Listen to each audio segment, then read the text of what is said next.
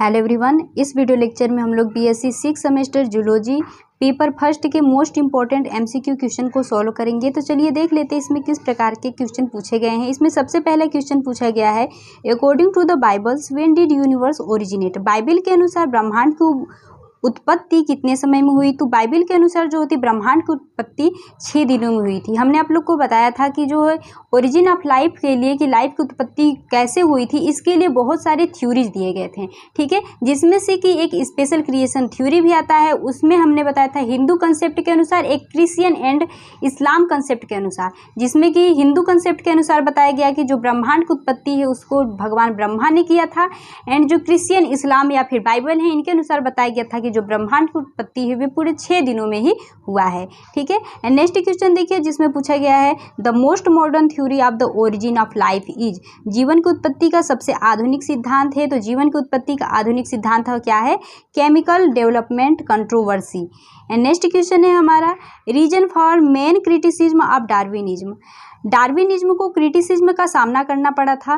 क्यों करना पड़ा था? क्योंकि डार्विनिज्म में के अंतर्गत डार्विन ने वेरिएशंस के बारे में बताया था, ठीक है। तो जो उन्होंने वेरिएशंस के बारे में बताया था उसको उन्होंने एक्सप्लेन नहीं कर पाए थे, इसीलिए उनको क्रिटिसिज्म यानी उनकी आलोचना की गई थी। एंड नेक्स्ट क्वेश्चन है हमारा, Lamarck's opinion regarding biological evolutions is popularly known as. जैविक विकास के संबंध में लैमार्क का मत लोकप्रिय रूप से माना जाता है।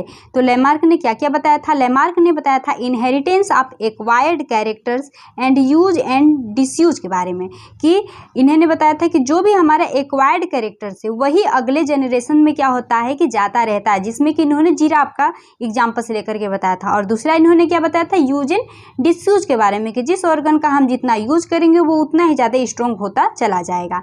नेक्स्ट क्वेश्चन हम देख लेते हैं, जिसमें पूछा गया है, अकॉर्डिंग टू लैमार्किज्म। लैमार्किज्म के अनुसार जो the main factor influencing biological evolution is. लैमार्कवाद के अनुसार जैविक विकास को प्रभावित करने वाला मुख्य कारक है। तो लैमार्किज्म के अनुसार जैविक विकास को प्रभावित करने वाला मुख्य कारक क्या है? एक्वायर्ड सिम्टम्स है, ठीक है। एंड नेक्स्ट क्वेश्चन देख लेते हैं, लाइफ ओरिजिनेटेड अराउंड।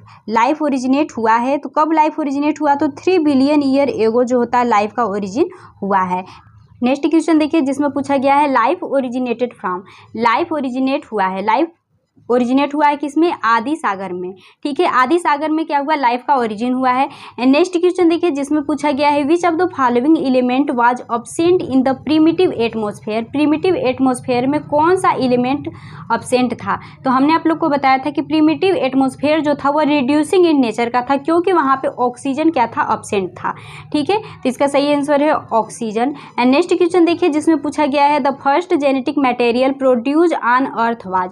सबसे पहले जेनेटिक मटेरियल पृथ्वी पे कौन सा आया था? तो आरएनए जो है सबसे पहले पृथ्वी पर आया था। एंड नेक्स्ट क्वेश्चन है हमारा, Oparin concept related to the origin of life is based. जो जीवन की उत्पत्ति से संबंधित ओपेरिन की अवधारणा आधारित है, तो वो किससे आधारित है? वह है केमिकल इवोल्यूशन से, ठीक है। क्योंकि जो ओपेरिन है, ओपेरिन हेल्डेन, इन दोनों ने मिल करके थ्योरी दिया था, ओपेरिन हेल्डेन मॉडल, ठीक है। और इसको एक और नाम से जाना जाता है, थ्योरी ऑफ बायोकेमिकल इवोल्यूशंस के नाम से भी इसको जाना जाता है, जिसमें इन्होंने बताया कि जो था लाइफ का ओरिजिन जो हुआ है वो सीरीज में केमिकल रिएक्शंस होने की वजह से हुआ है। नेक्स्ट क्वेश्चन हम देख लेते हैं, जिसमें पूछा गया है, the most accepted theory regarding the origin of life is.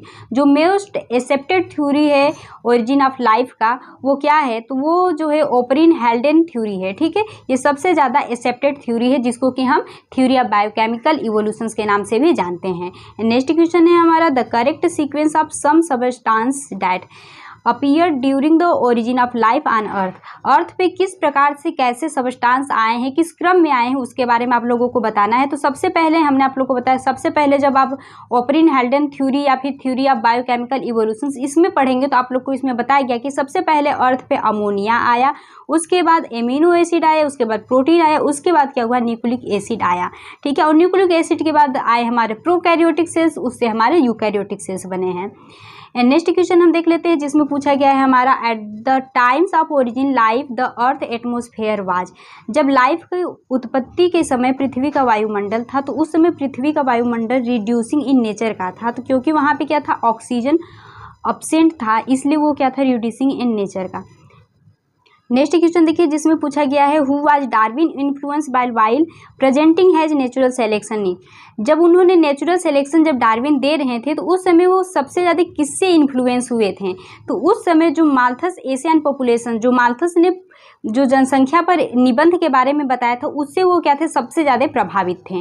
ठीक है, नेक्स्ट क्वेश्चन है हमारा what is the basic source of biological evolution. Biological evolution का बेसिक सोर्स क्या है, तो म्यूटेशन से। क्यों? क्योंकि म्यूटेशन से वेरिएशंस आते हैं और वेरिएशंस की वजह से ही क्या होता है, इवोल्यूशंस होता रहता है।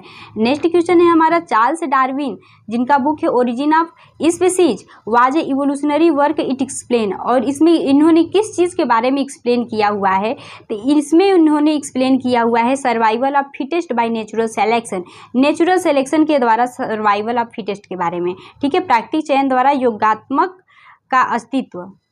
नेक्स्ट क्वेश्चन हम देख लेते हैं जिसमें पूछा गया है the source energy on the origin earth were. जो आदि पृथ्वी है, जो प्रिमिटिव पृथ्वी थी, उस पर ऊर्जा का स्रोत जो है वो क्या था, तो उस प्रिमिटिव पृथ्वी पे हमने आप लोग को बताया था कि जो भी जैसे सोलर रेडिएशंस हो गया, इलेक्ट्रिकल डिस्प्लेस हो गया एंड जो वोल्केरिस इरप्शंस हो गए, ये सभी के द्वारा क्या होते थे, उसको एनर्जी मिलती रहती थी। तो ऑल ऑफ दिस यहाँ पे रहेगा। एंड नेक्स्ट क्वेश्चन है हमारा the most necessary things for biological evolutions is. जैविक विकास के लिए सबसे आवश्यक चीज़ है, जैविक विकास के लिए सबसे आवश्यक चीज़ क्या है, तो जो बायोलॉजिकल इवोल्यूशंस होता है, इवोल्यूशंस के लिए जान लीजिए जहाँ पे इवोल्यूशंस है सबसे आवश्यक चीज़ क्या होता है, वेरिएशंस होता है। ठीक है, क्योंकि वेरिएशंस की वजह से ही क्या होता है, इवोल्यूशंस होता रहता है। नेक्स्ट क्वेश्चन हम देख लेते हैं। नेक्स्ट क्वेश्चन हमारा पूछा गया है the main point of Darwinism were. Darwinism का मेन पॉइंट क्या था। ठीक है, तो डार्विनिज्म ने जो अपना दिए थे, तो डार्विनिज्म में डार्विन ने क्या क्या बताया था, उन्होंने बताया था ओवर प्रोडक्शन के बारे में कि कोई भी जो ऑर्गेनिज्म है उसके अंदर कैपेसिटी होती है बहुत ही ज़्यादा क्या करने के लिए, प्रोडक्शन करने के लिए, रिप्रोडक्शन। ठीक है, तो इसमें देखिए बताया गया the abundant capacity of organism to procreate, कि कोई भी ऑर्गेनिज्म है जो क्या होता है कि बहुत ही ज़्यादा मात्रा में क्या करता है, रिप्रोडक्शन कर सकता है। उसके बाद क्या है कि जब बहुत ही ज़्यादा मात्रा में रिप्रोडक्शन करेगा तो उससे क्या होगा कि पॉपुलेशन बढ़ेगा। अब यदि पॉपुलेशन बढ़ा, जनसंख्या बढ़ा, तो क्या होगा, स्ट्रगल होगा जीने के लिए। ठीक है, तो स्ट्रगल फॉर सर्वाइवल। उसके बाद क्या होगा कि उससे आएंगे वेरिएशंस भी आएंगे, तो वेरिएशन से हेरेडिटी आते हैं और इन्हीं की वजह से क्या होता है कि एक नया स्पीसीज या नए कास्ट का क्या हो जाता है, ओरिजिन हो जाता है। ठीक है, तो इसका सही आंसर क्या है, ऑप्शन नंबर डी। सबसे पहले हुआ था ओवर प्रोडक्शन के बारे में बताया गया, उसके बाद बताया गया स्ट्रगल ऑफ सर्वाइवल के बारे में, उसके बाद वेरिएशंस हेरिडिटी के बारे में बताया गया, उसके बाद बताया गया था कि जो न्यू स्पीसीज होते हैं, निर्माण होते हैं।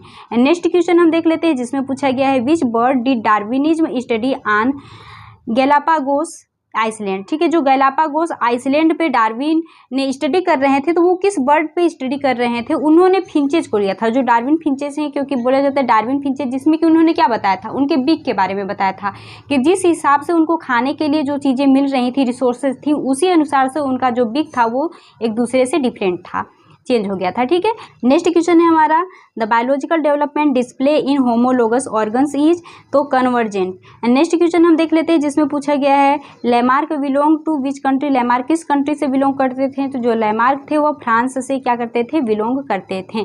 नेक्स्ट क्वेश्चन है हमारा which of the following element was absent in the primitive atmosphere. जो पहले का प्रीमिटिव एटमॉस्फेयर था वहाँ पे कौन सा एलिमेंट अब्सेंट था, तो हमने आप लोग को बताया कि ऑक्सीजन जो था वो अब्सेंट था, इसलिए वहाँ का जो इन्वायरमेंट था वो कैसा था, रिड्यूसिंग इन नेचर का था, और इस समय का इन्वायरमेंट कैसा है, ऑक्सीडाइजिंग इन नेचर का है।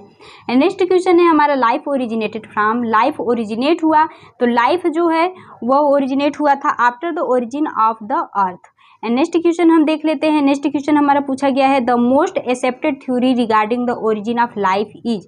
जो जीवन की उत्पत्ति के संबंध में सर्वाधिक स्वीकृत सिद्धांत कौन सा है, तो ओपरिन हेल्डेन थ्योरी, या फिर इसको थ्योरी ऑफ बायोकेमिकल इवोल्यूशंस के नाम से भी जानते हैं।